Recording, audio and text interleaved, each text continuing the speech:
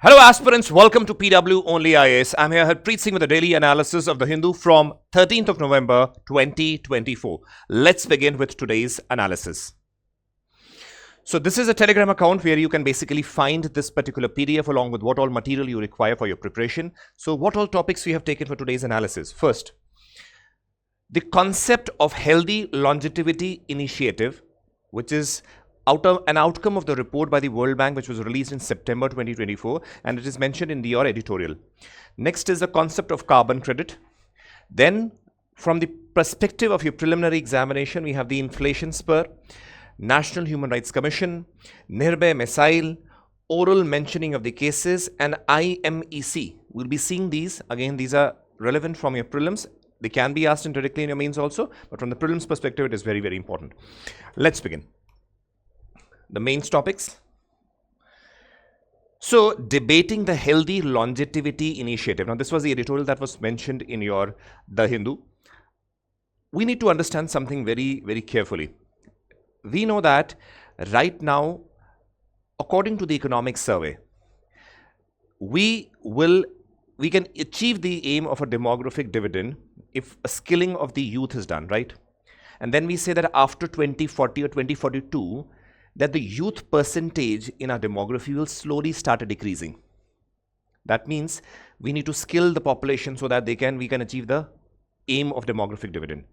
When we study about this demographic dividend, we need to understand one more thing, that as the longevity, the age till which you survive or live, is also increasing. So do you realize as the youth population with time will decrease, as the fertility rate is decreasing, the older population will also increase, because now the people are living for a much longer period.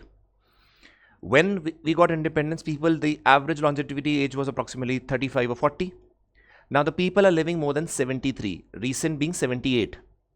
So that means if the people have to live longer, it is also important that they should live healthy. What is the need, or what will be the aim if one wants to live for a longer period? Let us say they should be healthy, they should have good quality of food, good medical facilities that are available, no illness. Again, there would be certain age-related issues, but what we expect is lesser number of illness, or let us say non-communicable diseases, or what for that matter, even the communicable diseases should be less. That is why the World Bank came out with a report. In that report, it mentions about the healthy longevity initiative. In that, it says how we should actually plan or go about so that when we age, the aging should be healthy and the old age related issues are as minimal as possible. Before I go into the identification and explanation of what the editorial is basically saying, let us see what the World Bank is saying regarding this. See over here very carefully. Report that is unlocking the power of healthy longevity, demographic change, non-communicable diseases and human capital.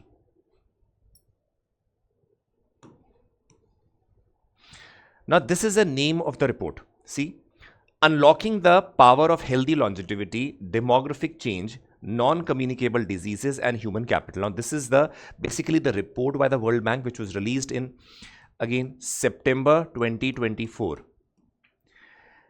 And what does it mention? It presents the findings and recommendations for life course investments to improve your health, reduce poverty, address gender inequality, enhance productivity, and increase overall the well-being.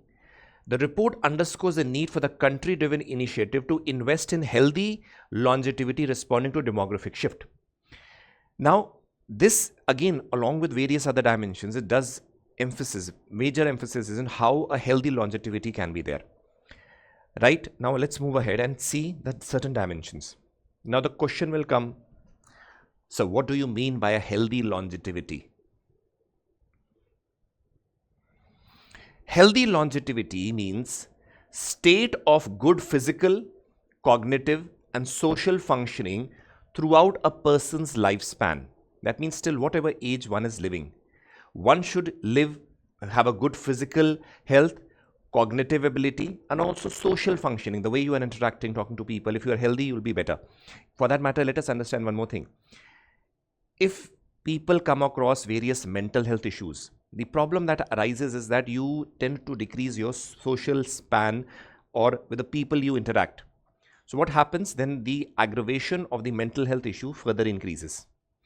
Next is, there is an opportunity to leverage the population aging for health, society, economic gains by investing today in health and well-being across the people's lives. So focusing on the dimension that when people are aging, we should be planning it in such a way that they have a healthy, even the old age and the healthy aging. This includes measures to control the non-communicable diseases, risk factors that contribute to large growing burden of mortality which is avoidable. Investment in healthy longevity could serve as save close to 150 million lives in the low and the middle income countries and extend millions more by 2050, generating significant economic benefit also. We will see why the low and the middle income countries have been mentioned in the report. There's a reason behind it. We'll see in the editorial also. Over here we say that healthy longevity is a way through which a person's, when he's aging, even during the old age also, has social well-being, physical well-being along with the cognitive well-being. Now please understand, if one has to follow this approach, what is this approach basically? This approach is emphasizing on, see, this is a World Bank's photograph that they presented. What is healthy longevity approach? Treatment of the non-communicable diseases early. Why are they being emphasizing on the non-communicable diseases? We will understand in the editorial. It's very categorically mentioned there. First is treatment of non-communicable diseases, make health services affordable, expand long-term care options. That means whether it is the geriatrics means old age care, specialist in old care hospitals, emphasizing and giving priority to them. Leverage the power of the health data. So data analytics and again artificial intelligence, machine learning are very, very important. So if you have certain symptoms which possibly can point to a heart attack that might take place few years later, so the data analytics can basically see your symptoms, let us say your heartbeat and your cholesterol level and various things, your stress levels. They get the today the stress levels can also be measured through your iWatches. Now based on the data analytics, one can predict that, let us say after 20 years is a possibility that you can have a heart attack. So planning for that. So that is why data analytics, using the data information and interpreting it again becomes very, very important over here. Now see, coming to the editorial that is mentioned over here. Let's see this very, very carefully. Debating the healthy longevity initiative. In the initial paragraph, if you open the newspaper, you'll be seeing that in the initial paragraph, it basically mentions that the name of the report, which we have seen over here, Unlocking the Power of Healthy Longevity. So it mentions that this report was released in September 2024. So this is the main name. Then what happens is, comes the very important dimension. You saw that the report mentions about the low and the middle income countries. Now what is going on? There's a demographic transition taking place in this lower income and the middle income countries. The major reason why the deaths used to earlier take place was the communicable diseases like small bacterial diseases, viral diseases. All these things were contributing the major factor for the deaths in these lower income and the middle income countries. Slowly what we are seeing that the transition is taking place and other forms of diseases are also becoming a major cause of death in these countries, like cardiovascular diseases, heart attacks, along with it obesity and other dimensions associated with that, respiratory problems. So non-communicable diseases, even cancers for that matter, because what is going on is lifestyle changes are taking place. Now in these lower and middle income countries also, you have food chains of the Western world opening up, people indulging in eating those junk food. Again, what used to be the problem of the Western world with respect to obesity, cancer and all are again entering the lower and the middle income countries. Now not the lower and middle income countries are not only suffering from the communicable deaths, but also a rise in the non-communicable deaths that is taking place. Now that is a double burden on them. And that is why they say that the demographic transition is taking place. And along with it, please understand, though medical facilities and intervention from the various countries and United Nations and other World Health Organization in the lower and the middle income countries are taking place. So they do have, to a certain extent, we can say, access to medicine. So people are living for a longer duration also. But with that, what is going on? A second thing is a rise in the non-communicable diseases is also taking place. So they are suffering even more. So that is why if the longevity means till what lifespan you are living, how long you are living, that means. So if that living is extended through these interventions, if it is not healthy, then what is the use of that? That is why healthy longevity is very, very important, that the World Bank mentions, as the lifespan in which human beings are staying is basically increasing. So when we come over here, we realize that the World Bank has given the healthy longevity concept, which you have already seen that. It basically aims at reducing the avoidable deaths. See, if this concept is followed, you can save close to more than 150 million people. So that is what is being emphasized. That is through serious, and even along with serious disabilities can also be avoided. That might be physical, that might be mental, that might be social functioning, that we've already seen that. As we move ahead, please understand, this paragraph very particularly points out that how wonderful it would be that if there is proper accessibility of the doctors, nurses, paramedical staff, and they are accessible, affordable, and available. The problem right now is, what I said is very idealistic, as this article says. The problem is we lack the access of good quality doctors. If you see the case of India, you'll be realizing that 80% of the beds that are there in the hospitals are with the private sector first, which is again very expensive. Along with it, 75 to 80% of the doctors are concentrated in the urban areas. Now, do you realize that? Is it accessible, affordable, and available to the rural regions in India? No. And that is why we see, as the eating habits in the rural regions in India is increasing, the non-communicable disease and even heart attacks, respiratory disorders are also increasing in the India's rural regions also. That is a major point of concern that is happening with the other middle and the lower income groups also. So that is idealistic, that having all these things, that is what we should aim at first of all, that it is affordable, accessible, and along with it, we need to be, it should be available also. Now, these things are not available in the rural regions, and for that matter, in lower middle income countries, the condition is very dismal. As we move ahead, we realize that in India, we have the second largest in numerical terms, the old age population, that is greater than 60. We have 140 million people who are greater than 60 years old. First being China, which has more than 250 million people who are above 60. Now, this percentage, or let us say this number of people, are going to increase rapidly and exponentially increase post 2042 as per the economic survey. If this healthy planning is not done, what will happen? It will create a burden on the families also and create economic repercussions negatively on the economy also. So what is important? Healthy longevity and healthy life till what time they are alive. That is what our aim should be. As we move ahead, please understand, rise, what is mentioned over here, that there is rise of the non-communicable diseases, respiratory disorders, cancers, obesity related issues, diabetes. All these things are basically creating a lot of ripple effect in the societies because of the changing eating habits. Along with it, people living for a longer period. If they have a healthy lifestyle, then what will happen? They can have a healthy life also. As we move ahead, we realize that a lot of deaths are taking place. Now, there are other dimensions like tobacco, obesity, respiratory disease. These are basically again aggravating the issue. Again, lifestyle issue that is being repeatedly mentioned by the World Bank. If we move ahead, over there, it says that the intervention of the government becomes very, very important. We saw that the Ayushman Bharat scheme, which is being extended to the elderly people also now. So these are the interventions that are required. Along with it, we realize that a lot of other support will be required. The public-private participation is very important over here. The support of the children for their parents is very important there. Community level support, as we see in United States. In United States, they have a very beautiful concept of community living.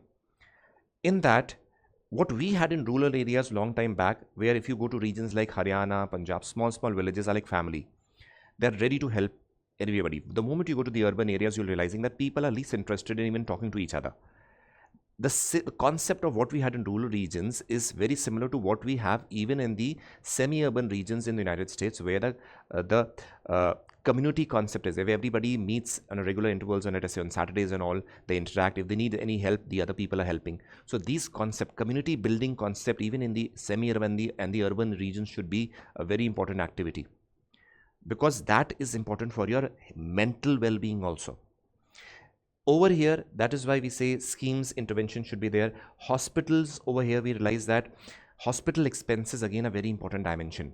Though we see that, let us say till 5 lakh rupees insurance cover might be covered, but what about more than that? If the expenses are more than that, what are the provisions for that? We don't have those provisions under the Ayushman Bharat scheme in that case. So what is important is comprehensive strategy and planning of geriatrics care. Geriatrics care, in a way, the old age care is very important.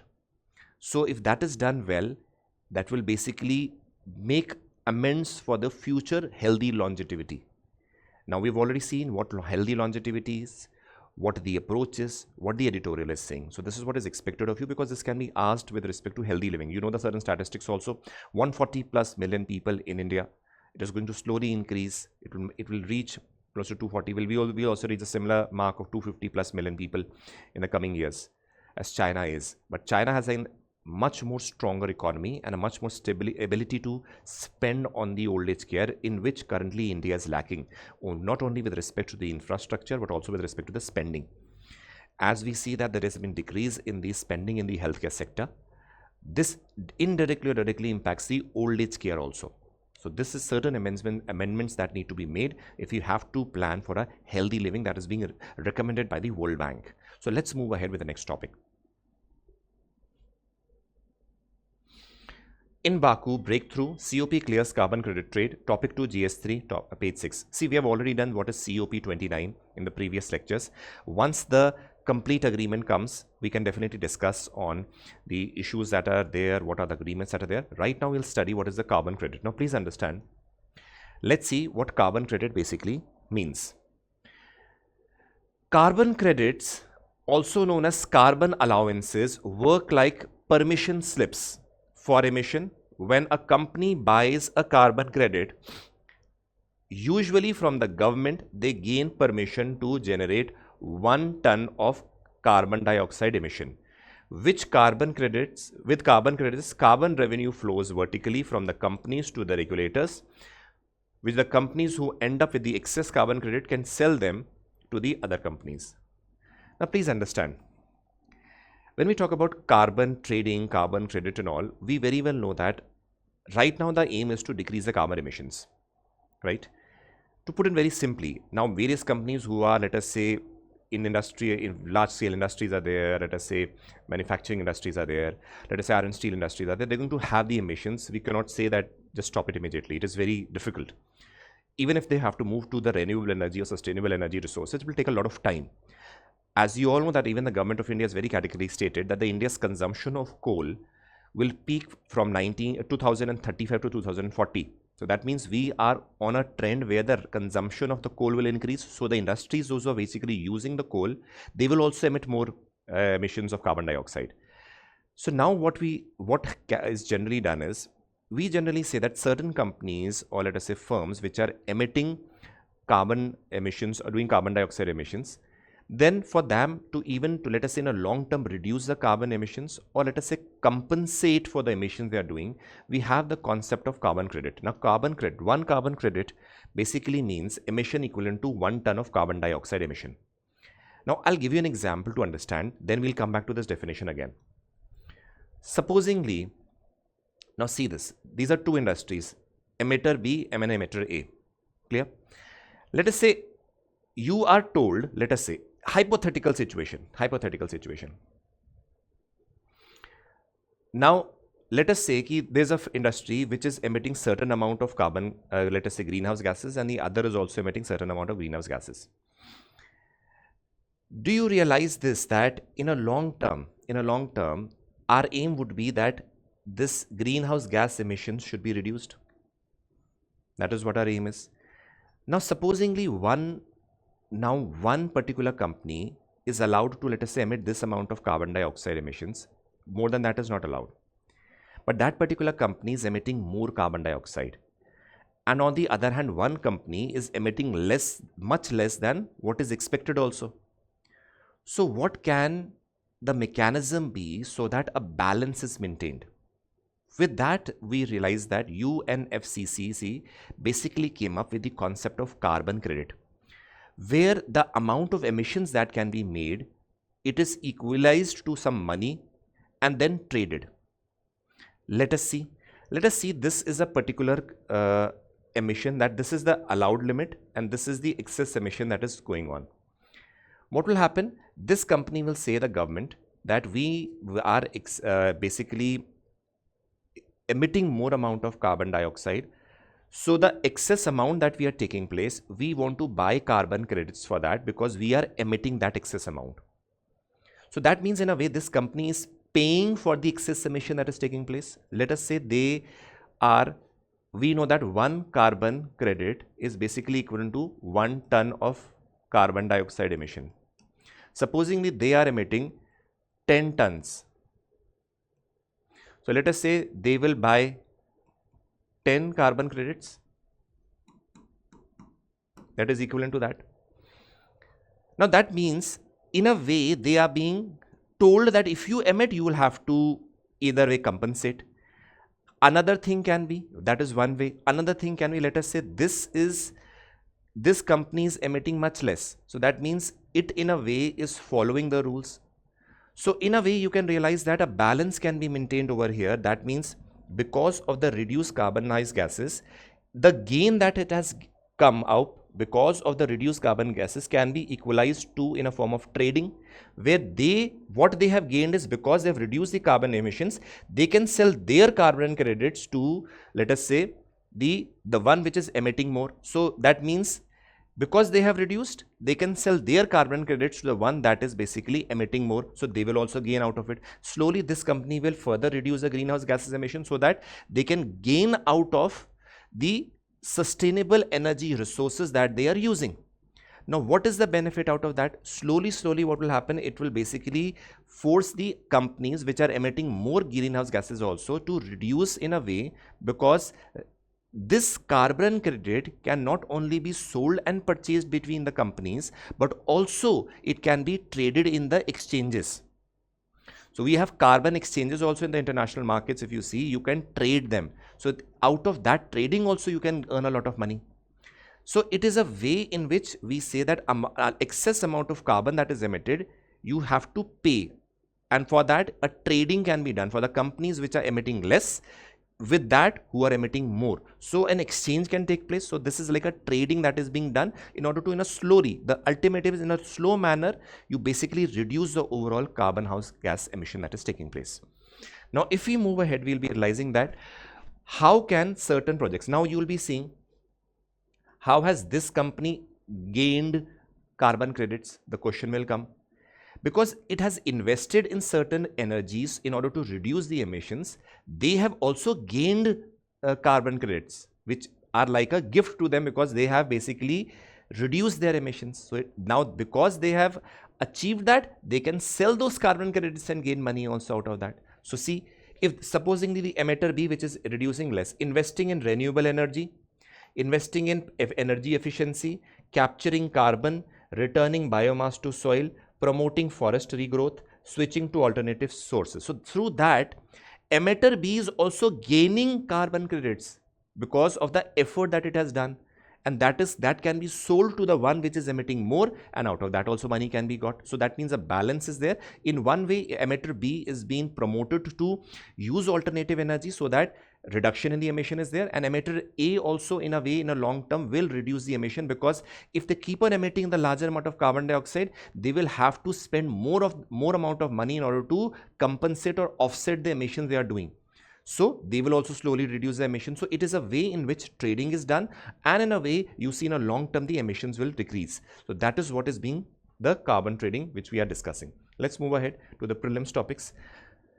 So what is here? Please see, we saw that the food prices spurred retail inflation to 6.2 in October. Topic 1, GS3, page 1. We already know what is inflation. Inflation, in a way you can say, refers to the rise in the prices of the most goods and services of daily or common use, such as foods, clothing, housing, recreation, transport, and consumer staples. So what is there? There's a general trend or general rise in the prices of the commodities. That is what is known as inflation. Supposingly you go to the market, you see generally the prices of, let us say, you say tomatoes rise to 90 rupees per kg. You'll say, how come it has risen? Few days back it was, let us say, 30 rupees kg. When you go and buy, let us say, some other stuff, you see again the prices have increased. But generally you see that there is elevation or rise in the prices of the commodities. You see there is inflation there.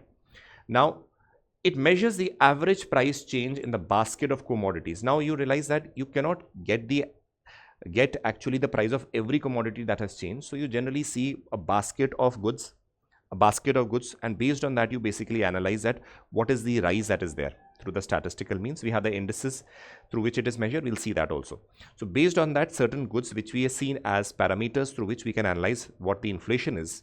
Based on that, we get to know, okay, the inflation is high or inflation is low.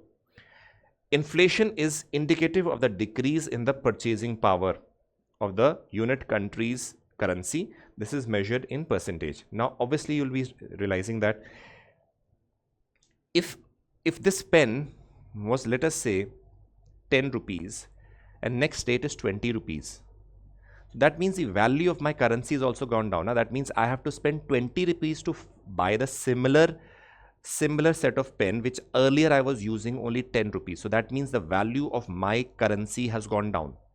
So inflation tends to kill the value of your money also. So because something that you could buy for cheaper, lesser amount of money being spent out of your pocket, now you have to spend more. So that means that the value of the currency is being impacted. So that is again a very negative aspect. So that is why you realize that if a person is earning 50,000 rupees per month, right? If the person is earning 50,000, let us say when that salary started, commodities were like 50 rupees, 20 rupees tomatoes, 30 rupees potatoes, something like that. Let us say after 3 months, his salary is 50,000, it is not increasing. It will take, let us say, 1 year, certain percentage will increase. But the prices of the tomatoes and potatoes has reached, let us say, 90 or 100 rupees. Has his salary increased in that proportion? No. So do you see that because of this rise in the inflation, long term you'll see that the people's ability to spend will also decrease, because they will see that how can we spend, we have such less amount of salary and income and the prices are rising so high. We very well know that when there is a lot of liquidity or money in the market, then also because there is demand supply problem, that means the demand is high, supply is less, then the prices can raise. That is an immediate impact. But in a long term, overall the people start spending less. So what happens? That creates an issue where your prices are high and the people are also spending less, and that is a worst situation for the economy, because people are not buying because the prices are high, and along with it the demand is also decreasing in a long way. So, and the supply is increasing but the demand is not there, so everything stagnates at that time, and that is why it starts denting the economy. Now see,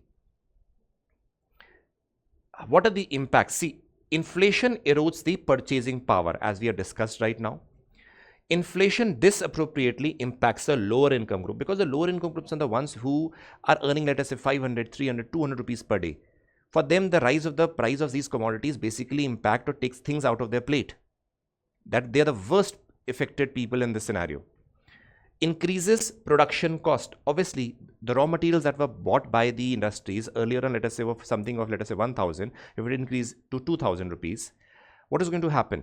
The overall cost of that product will increase. You cannot increase the sale price of that particular product at a very rapid pace. You will have to cut down on your profits also. So that is again a problematic situation. Uncertainty and reduced investment. Obviously, the region where a lot of inflation is there, the investment companies basically perceive that if we invest over here, the demand is not going to be there and possibly the product will not work. So what is the need for investing in a company where such high inflation is there?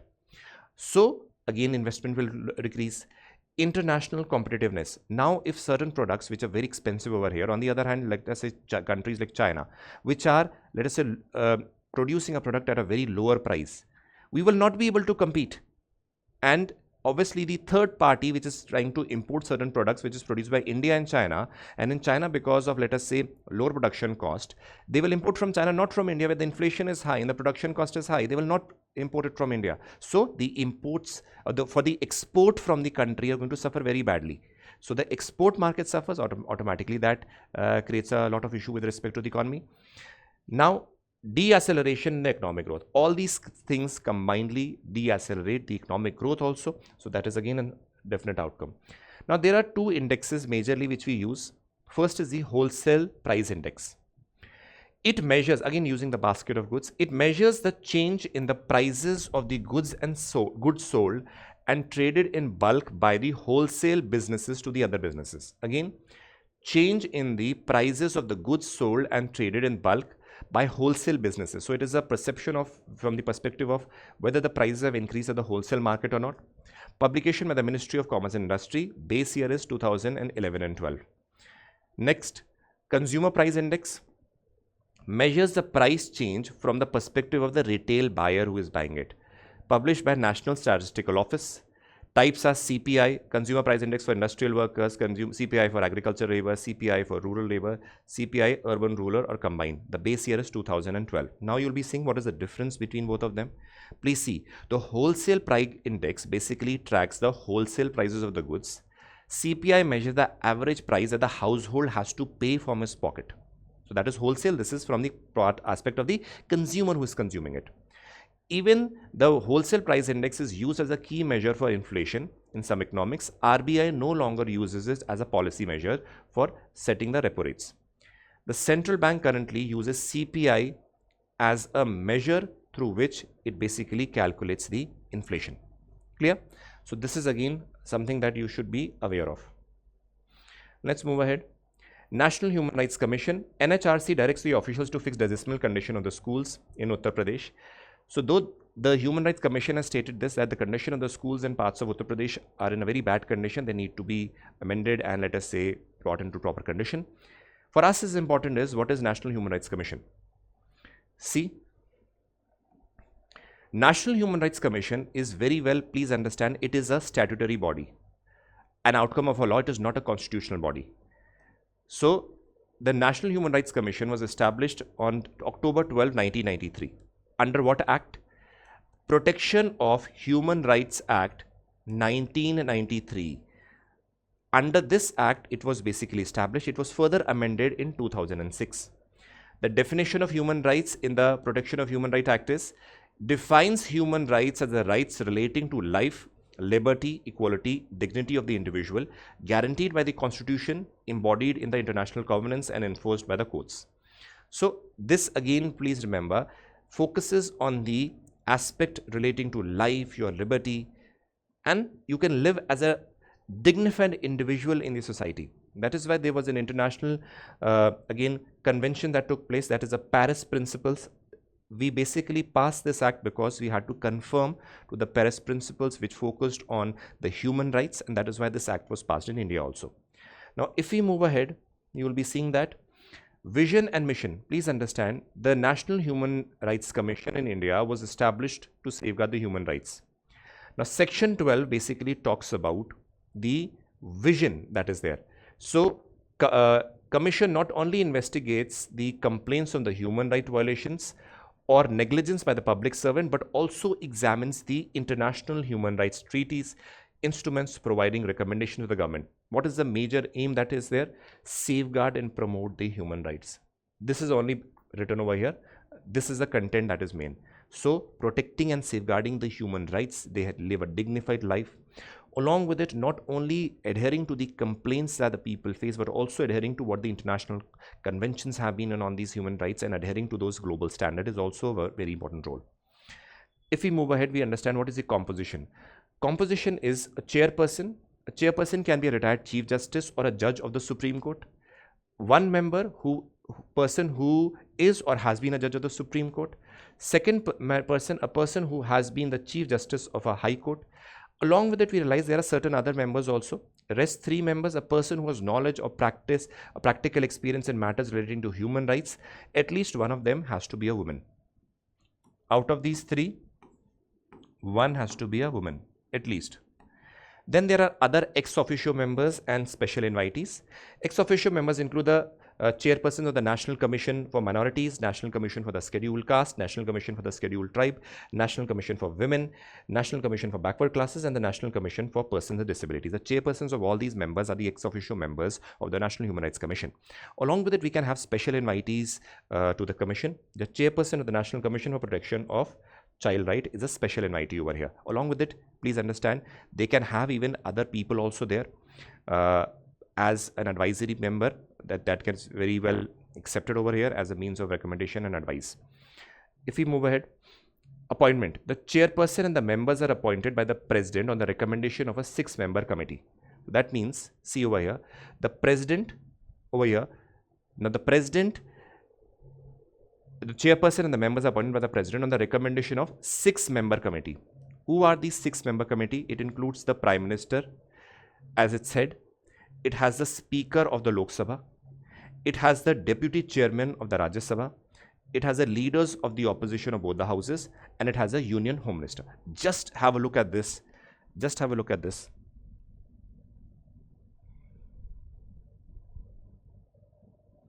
Have a look at it quickly.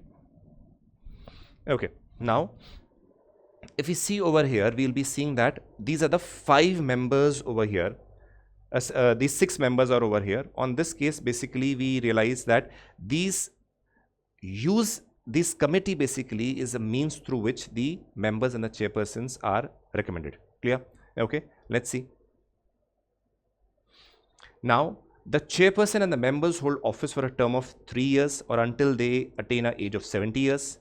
They are eligible for reappointment after the tenure, and the chairperson and the members are not eligible for employment under the central or the state government. As we move ahead, removal. The president can remove the chairperson or any member under the following circumstances. First, if he is adjudged insolvent, if he is has paid employment outside the duties, if he is working some other place through which it is deriving the benefits, then again not allowed. If he is unfit to continue by the infirmity of mind or body, if there is some mental health issues or body ailments which do not allow him to perform his duties, then in that case. If he is of unsound mind, if he is convicted or sentenced to imprisonment for an offence. In addition, the president can also remove the chairperson for misbehavior or incapacity also. So these are the grounds on which a member or the chairperson can be removed. If we move ahead, salaries and allowances. Salaries and allowances and other condition of service are determined by the central government. They cannot be varied to his disadvantage after his appointment. That means if you are appointed, that means your salary is there, certain conditions are there. They cannot simply remove you during the time you have appointed. No. Earlier on the conditions are made, you have to keep up to the conditions that are there. As we move ahead, there is a missile, Nirbhay missile. DRDO carried out tests for the long-range cruise missile. Now again important from the perspective of the prelims.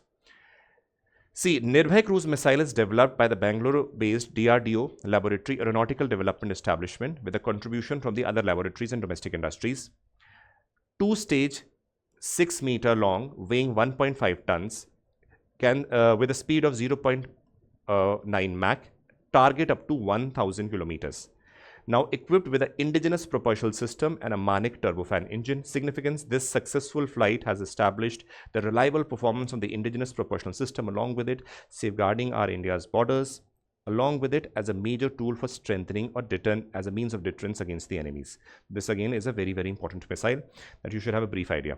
What is DRDO? DRDO is a premier research agency under the Department of Defense and Research Development in the Ministry of Defense.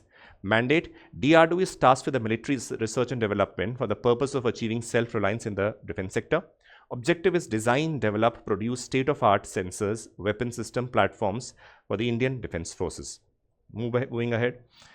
CGI urges the lawyers to desist from the oral mentioning of the cases. Now, the word oral mentioning by the new Chief Justice of India comes very, very important over here. What do you mean by the oral mentioning of the cases over here? Please see. Oral mentioning is generally a practice that was there in the Supreme Court. Till now it is being practiced, where what happened is a convention in courts where lawyers can make a direct request to the judge for a case to be heard out of turn. This is typically done at a beginning of the court day before the scheduled cases are there. You will be seeing that the court have registries. For example, the Supreme Court has a registry. Over there, basically you have an ordered mechanism through which the cases are listed and the cases are heard. What happens in the morning, let us say during this oral mentioning if some lawyer comes over there in front of the court and says there is a very important case that is there and we request you to please take it into consideration, listen to this case before any other case. And what will the judges do? They will just go through the case scheme. Okay, it is important, so we will pick up this case. So what happens? The other cases who were listed to be heard, then they are again moved back. That means possibly the dates will change. So the new Chief Justice, Justice Sanjeev Khanna, has categorically said that this will not work. Because certain lawyer comes and says that please listen to this case, this is important. that basically disturbs the complete routine and mechanism of the cases that had to be heard. So he said this will not go ahead. Now see, to orally mention a case, a lawyer will approach a judge and briefly explain the nature of the case. That means a lawyer will go to the judge, tell that this is a case which just needs to be heard and why it needs to be heard urgently. The judge will then decide to grant the request or not. Then, if the judge grants the request, the cases will be added to the day schedule, either at the beginning or at the end, depending upon the judge's discretion now over here. Now, oral mentioning R is valuable tool for the lawyers to ensure that the client's cases are held promptly, especially in urgent cases. However, it is important to note that in mentioning R is a privilege and the judges are not obligated to grant the request. So what do we learn out of this? Firstly, when the lawyer goes to the judge and requests to hear the cases out of turn, it is on the discretion of the judge whether to hear or not. Now, over here, what happens generally, if a very prominent lawyer with some very famous case goes to the judge, then what happens is we see that a priority might be given. It appears as if that judge is closer to a lawyer. That is why Justice Sanjeev Khanna has said that this process will not continue. And how the listing has been done, it will go as according to that. That is why you cannot randomly come with any case and go ahead with the hearing of the case. Now, what is urgent is depending upon a lawyer also. For example, for the lawyer, every case can be urgent.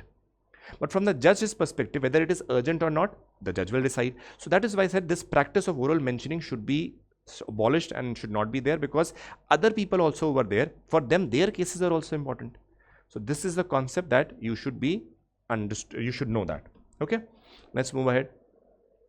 Mixed report card of IMEC. So what we have to do over here is, let us see what IMEC. It is a corridor. Now see, from Mumbai to UAE, from UAE to Saudi Arabia, then again moving ahead to Israel, to Greece. So what is it?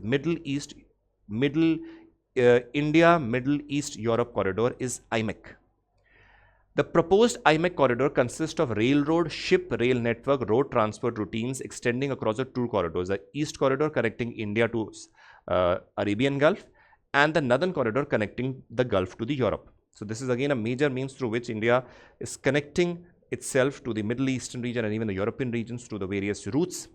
Now, IMEC is a crucial alternative to the continental transit through the Suez Canal. So an alternative route other than the Suez Canal. So basically linking so many countries, which will boost even India's trade, commerce and exchange, cultural exchanges, diplomatic exchanges, and strengthening of the ties will take place. So this is a very positive way ahead. Again, geopolitical benefits. First is normalization of the ties. Indian Middle East Europe corridor alignment through Jordan and Israel could support the US administrative efforts to solidify the normalization of relationship between Israel and several Arab states. So in a way, balance of relationships is very important. See, as India does, it has good relations with Russia, it has good relations with the USA also. So when it is connecting to these countries, it is basically maintaining a balance between the various allies of the other countries, not India. India does not have any allies. It has partners only. So balancing a normalization of the ties is a means through this. Second is enhancing intercontinental integration, as we see, integrating the Asian continent to the European region, countering China's BIR, Belt and Road Initiative. Here we see that China is vigorously working towards expanding its gamut through its various initiatives, even through, let us say, connecting through roads, connecting through railways, connecting through, let us say, through the Indian Ocean region. In order to counter that, this IMEC is also a means of connecting India to the Middle Eastern and the European region. So it can be seen as a counter to that particular initiative. Along with it, overcoming Pakistan's control of the overland connectivity. We know that Pakistan is again a linking point, so it will basically avoid Pakistan and go counter that. So in a veins, we are avoiding Pakistan as a means of connectivity to the Middle East as well as the European region. Strengthening engagement with the Arabian Peninsula. This again boosts its relationship, because the Arabian Peninsula and Arabian countries are a major means for India to connect to the European region. Along with it, we have very good ties with respect to oil exchanges and the oil economy. India's strategic role in Africa, a blueprint of the corridor could be extended to Africa. Now, what is going to Europe? Other way we can extend it to even Africa, and then connectivity through Africa can basically counter China, also help in the economic development of Africa as well as benefit India. If we move ahead, what are the economic aspects, industrial expansion can take place. India's telecommunication sector, IT sector, pharmaceutical sector, all these things can very well have or reap benefits out of that. We have enhanced trade. We say that IMEC can improve trade links and approximately 40% faster than the Suez Canal transit can take place. So that is very important, saving on the fuel and the money. Employment generation through these belts can take place through these connectivity corridors, again beneficial for India and the regional growth of the whole region. Enhanced energy security, because you will have this access to the oil and the benefits because we are connecting to the Arabian Peninsula. If we see the challenges, incomplete rail and construction requirements, because we see a lot of time is taking place. Still, it is taking a lot of time to even get those sanctions and the railway construction to begin. As a collective effort is required, still the countries are hesitant enough to basically do the construction or start with the construction. Coordinating efforts and policies. Various agencies are involved. When multiple agencies are involved, then the coordination becomes difficult, and that is why what is the case over here, where lack of coordination is basically proving as a stigmatizing the efforts towards collective effort towards building this corridor. Logistical and connectivity challenge, as multimodal transport necessitates logistical planning, again coordination issues in this. Financial consideration, it again, please understand, it is a multi-billion-dollar project. Alone India cannot do it, alone Saudi Arabia cannot do it. So finance again becomes an issue, that how much investment has to be made with which country and how much the country will reap out of it is important. So that is again a bone of contention. Potential opposition and competition. So other countries, you will see that now the opposition countries like China over here will try to create problems. Why? Because then it is a means of counting their Belt and Road Initiative. Similarly, Pakistan will also try to create certain issues in this. So there are a lot of oppositions also coming up in order to stigmatize this project. So those geopolitical challenges are also there. Let's move ahead. Let's see the MCQs.